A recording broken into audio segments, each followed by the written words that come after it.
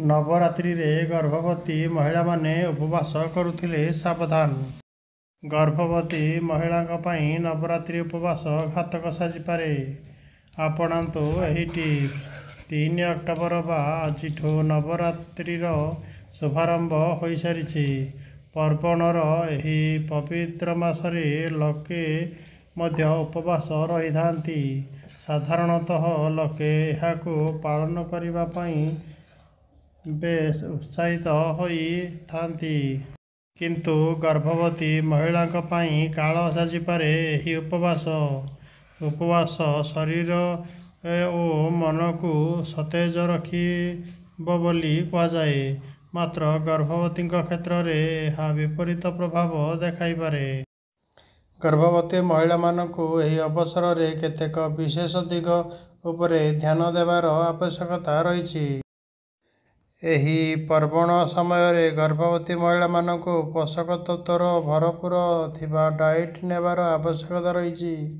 ସେମାନେ ବିଶେଷ ଧ୍ୟାନ ଦେବାର ଆବଶ୍ୟକତା ରହିଛି ଯେ ଶରୀର ପାଇଁ ସେମାନଙ୍କୁ କେତେ ପ୍ରତିଶତ ପୋଷକ ତତ୍ତ୍ୱ ଘୋଷିତ ହୋଇଥିବା ଦରକାର। ପୂରା ଦିନ ଉପବାସ ରହିବା ଅପେକ୍ଷା ସେମାନେ ଧ୍ୟାନ ଦେବା ଉଚିତ ଯେ ତାଙ୍କର ଡାଏଟ୍ରେ ପୋଷକଯୁକ୍ତ ଖାଦ୍ୟ ପଦାର୍ଥ ରହିଛି କି ନାହିଁ।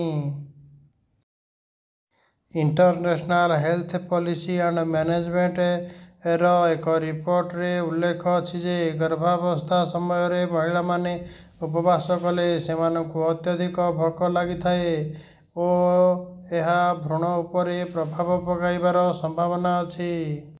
କେବଳ ଏତିକି ନୁହେଁ ବରଂ ଉଭୟ ମା ଓ ଶିଶୁକୁ ଅନେକ ପ୍ରକାରର ରୋଗ ମଧ୍ୟ ହୋଇପାରେ। ଏଥିରେ ଟାଇପ୍ 2 ମଧୁମେହ ମଧ୍ୟ ସାମିଲ ରହିଛି। ସେଥିପାଇଁ ନବରାତ୍ର ସମୟରେ ଗର୍ଭବତୀ ମହିଳାମାନେ ପୂର୍ଣ୍ଣ ଉପବାସ ନ କରି ଆଂଶିକ ତଥା ଫଳ ଉପବାସ କରିବାର ଆବଶ୍ୟକତା ରହିଛି।